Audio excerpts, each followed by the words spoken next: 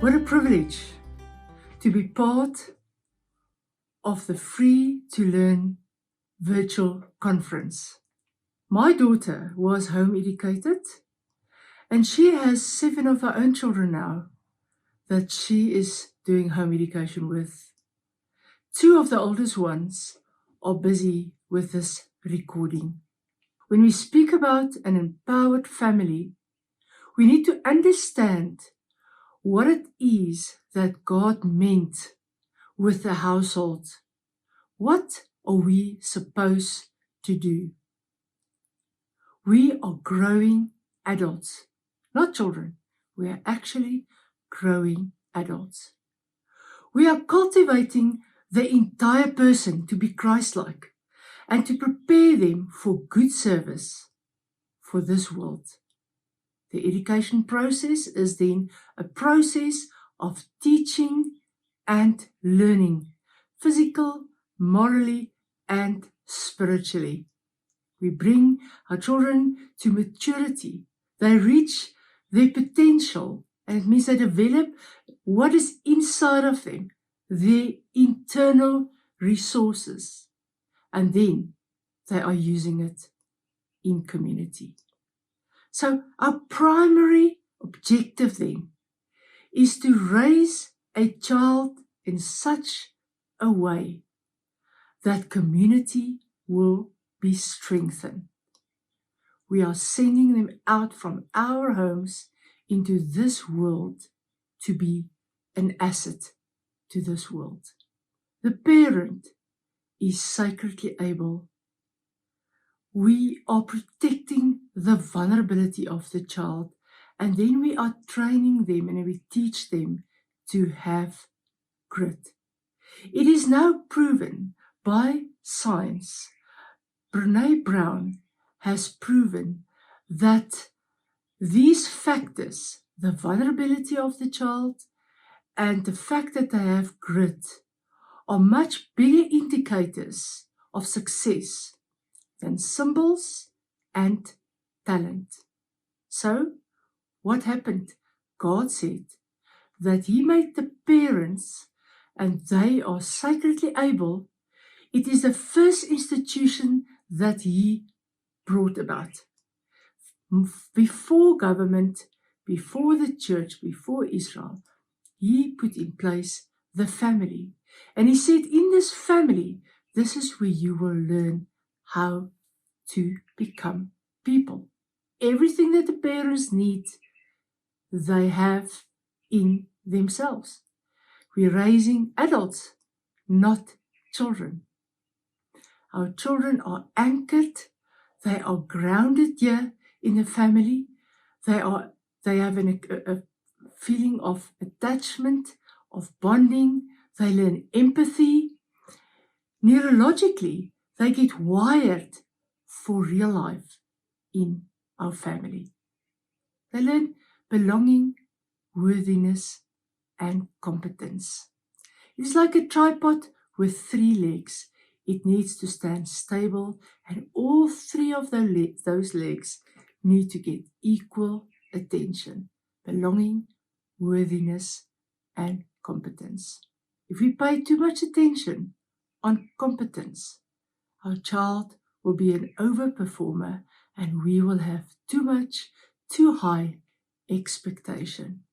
Whoever holds the heart of someone also holds one's potential and all the resources, the whole entire person. So the mother nurtures and the father unpacks. And in many homes, there are 2 nurturers, because the father never take up the role of unpacking, of taking the children further. We are grounding our children in their core, or they can be fragile in the core. When we look at a person applying for a work one day, it's very clear if they have been grounded in their core or if they are fragile in their core. You see, it all depends with what glasses we look to this world? What is our worldview? How do we see the world? How do we see education? If God lives in your granny flat next to your home, you will talk to God every now and then, like you would take food to granny in the granny flat.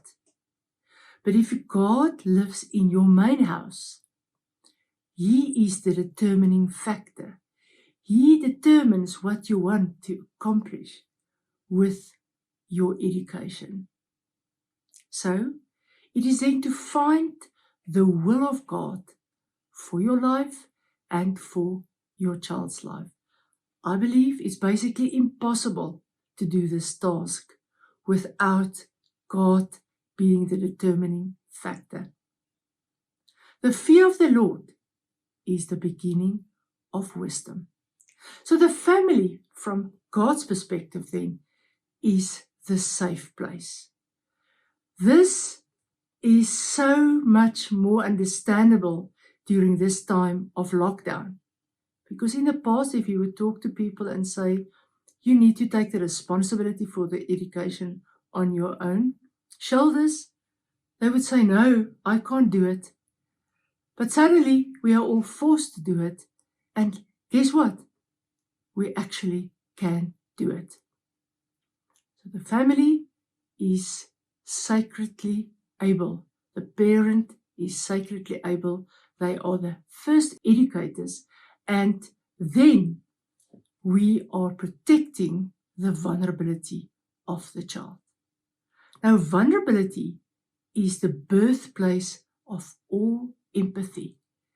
It's like when you look at this picture of the two flowers, it's where you actually see exactly what is inside of the child, and vulnerability is who we are and how we show ourselves to the world. And it is now indicated that if we are not afraid to show ourselves to the world, we actually are closer to success. If you feel you belong and you are loved, you will find it easy to show yourself and give of yourself. Vulnerability is the birthplace of every emotion that we can experience. And empathy is a very high characteristic, quality to work towards. Innovation and creativity are born only from vulnerability.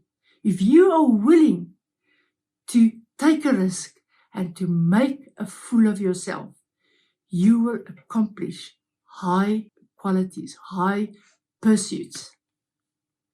Vulnerability is the most accurate measurement of courage. In the 21st century, where we actually have to be job creators, it's so important to have creativity and innovation. The opposite of being vulnerable is the fear of disconnection. It is shame, guilt, humiliation, and embarrassment. When we feel unworthy, and guess how we cope with this? We armor ourselves. We protect ourselves, and because of shame. Shame can only rise in a system for a certain time, and then we start to disengage. We don't show up. We don't contribute, and we stop caring. Vulnerability and sex education, if we talk about that, it is the task of the parent to make sure that there is not shame in our children's life, and trauma at all costs should be prevented. A child's brain are literally shaped by traumatic experiences, which lead to anger, addiction, and criminal activity. The child's innocence need to be protected, and that is where the fathers come in and they say no for certain things that is not applicable for the child's age. So once your child's innocence is harmed, they will never show up, or they will have to overcome that. We can learn from Grandpa Rabbit. If you look at the picture, Grandpa Rabbit said that he is going to build a warren underneath the ground so that his children, grandchildren, will be protected from the trucks that could kill them. Our children should be protected from a scarred, a broken, a damaged vulnerability, and their innocence should be protected at all time. In the book Wholehearted Parenting, Brené Brown says who we are and how we engage with the world is much stronger indicators of how our children will do than what we know about parenting, because they are watching us. Are you the adult you want your child to grow up to be? Vulnerability is what shapes who we are and what our children are, says Brené Brown. We are bringing our children then to grit. Grit is guts, resilience, tenacity, and initiative. This, according to Angela Duckworth, is now a much bigger indicator of success. It's passion, it's perseverance, it's endurance, it's that extra effort that we put in.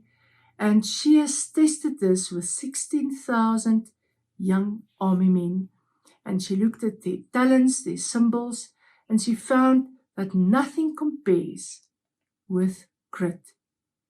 It replaced decades of believing that IQ, talent, and final exams would be the ultimate key to success. Protected vulnerability equals grit. And so, what is found out? That if we protect the vulnerability of the child, they actually take better risk. Otherwise, they just armor themselves and they act from a place of fear. Bob Deutsch did a research, and he found that if there's 2 million people, 80% of the million, a million has got grit.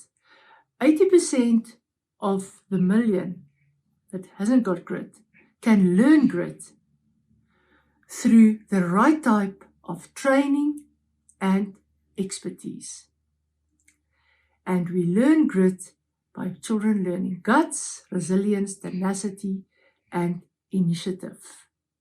And we started with a giant slayer race challenge where people from all age groups would go into the mountain with their bicycles, and specifically little ones, to learn how to grow grit. Grit then is a skill that can be developed when you're exposed to the right training, experience, and practice. The best way to learn grit is by failure. We need not to overprotect our children. Finding your passion isn't just about careers or money. It's about finding your authentic self, the one you've buried beneath other people's needs. We have years of wrong filing systems about education, and we carry heavy loads of what we should do and what curriculum we should do and how we should be involved in our children and we should actually reset our whole mindset. One of the reasons is that the fathers say, I am busy with bringing in an income. I haven't got the time to be involved in the family. In the meantime, the mother is drowning and the children are unhappy. We are actually burnt out people because we have loaded schedules, we are taxi drivers, and we are not focusing on the right thing. I want to encourage you to use the right currency, to change the commodity, to start using the right currency, to be intentional about the important. Otherwise, you are unintentional about the unimportant. What is the important then? The important is that you can put any curriculum where there's order in the home, where there's discipline in the home, when the atmosphere is fine, pleasant, and when you are living your ethos. What does that mean? Where the fathers are teaching their children everything that they know, where the mothers are teaching their children everything that they know. The parents are the first educators, and then any other education is secondary to the main education of the parents.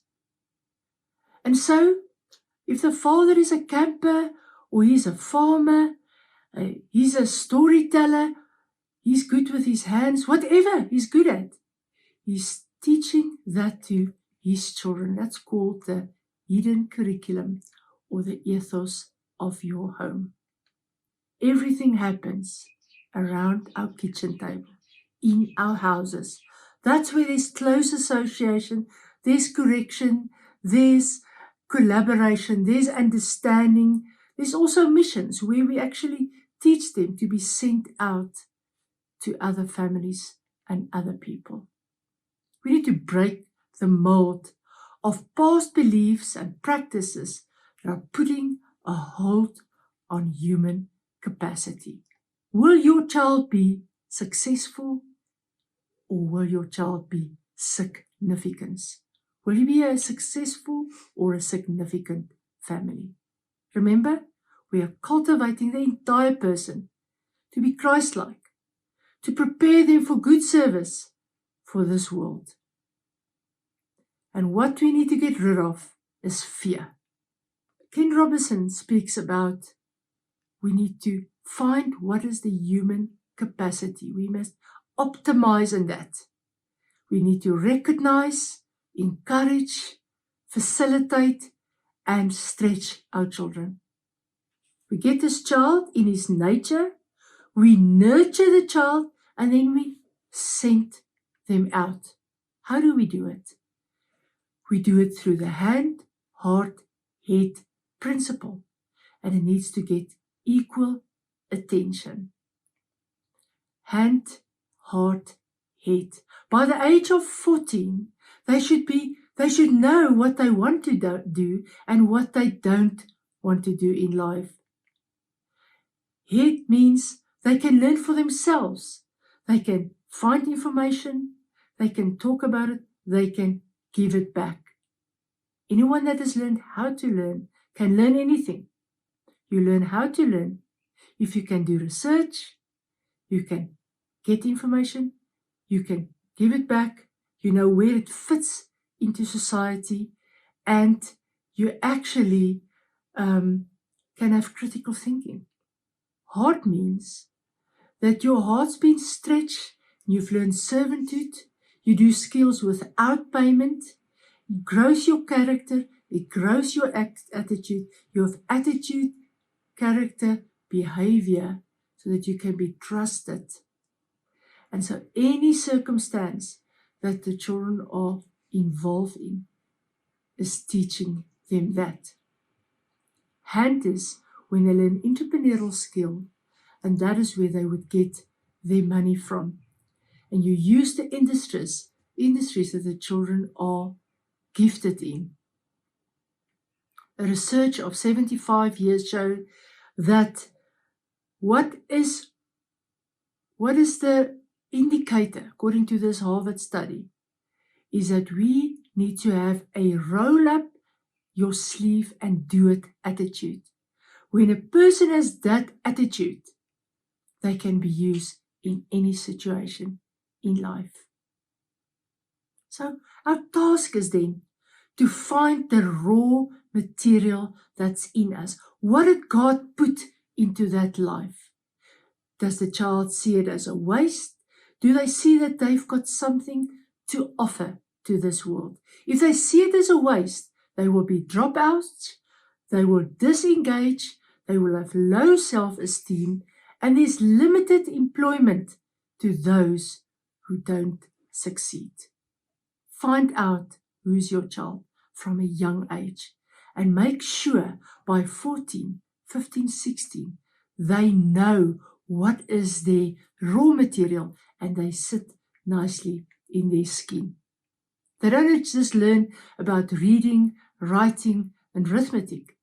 They can also do critical thinking, creativity, innovation, collaboration, cross-cultural. They understand that. They can communicate. They understand computing, and they also are self-directed learners. We have the opportunity to have a growth program so that we can nurture this human element. What is in this child that needs to be turned into a positive? Otherwise, that might affect their adult life. And so we find the learning path. Ken Robinson said, the answer to a healthy learning environment lies in a network of people and resources involved in providing educational opportunities to determine the best learning path. So if we can't do it ourselves, we connect them to other children that can do that. The time that we are preparing them only for an O-level or A-level or a GED, South Africa we call it the matriculation, grade 12 level, it's long past. That is not the answer anymore. If you look at Mr. Larry Rosenstock, that won the prize for the best school last year in 2019. He got the prize in Qatar, and he got the prize from having a project-based education. The idea that students can and must learn crucial academic skills through hands-on projects that integrate multiple disciplines, engage their interests, and have an authentic purpose. His model said that teachers are designers of education. He had a building, and on the top level, the people learned skills, good skills. It was the richer people. On the lower level, he was working with students, and he taught them even more profound skills, skills that suits their giftedness. The world economy pays us for what we can do with what we know. And that is why it's so important that we become familiar with what we can do. The answer is not on memorization and on conformity. The answer with regards to soft skills is to creativity, persuasion, analytical reasoning, collaboration, and flexibility. It's skills like mobile application, video production, sales leadership, translation, audio production, those kind of careers, cloud computing. In the Industrial Revolution, there's a misalignment between what people being taught in schools and what they need in the workplace. There needs to be a retraining of existing skills. Amazon in 2019 used 700 million rand to change their training. And what they did is they focus on relationship, rich, and work integrated learning. They focus on in-house training. relationship-rich, work-integrated learning experiences? The answer is applied and work-integrated models of learning. Weave the learning and retraining in the fabric of the workplace. In other words, exactly as you would do when you are integrating with your children in your home. The answer is not a degree, but a degree. It is to get information, get knowledge, get a degree, but to get credentials where there's a cooperation, is a combining of classroom-based education with practical work experience. It's a partnership between education institutions and employer.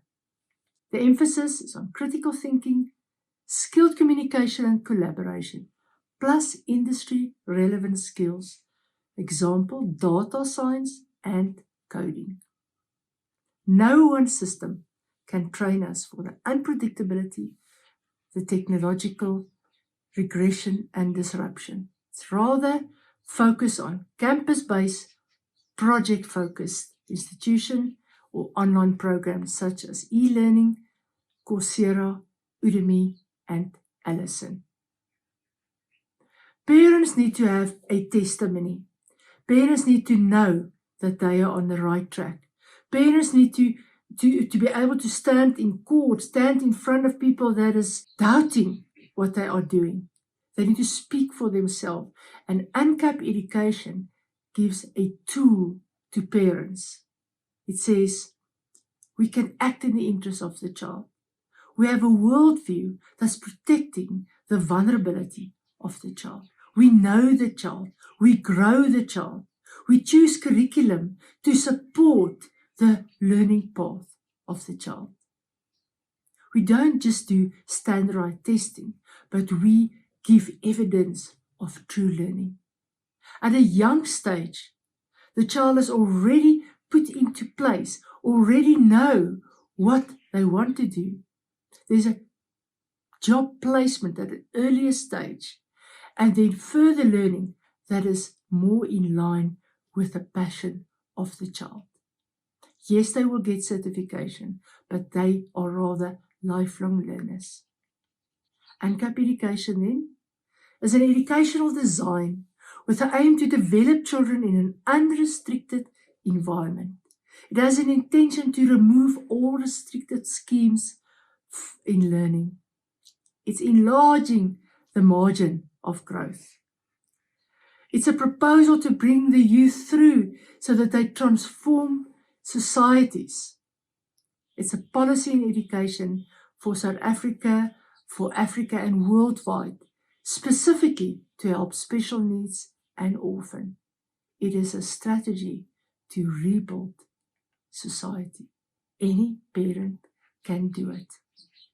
It's not about what we do for our children, but what you have taught them to do for themselves that will make them successful human beings.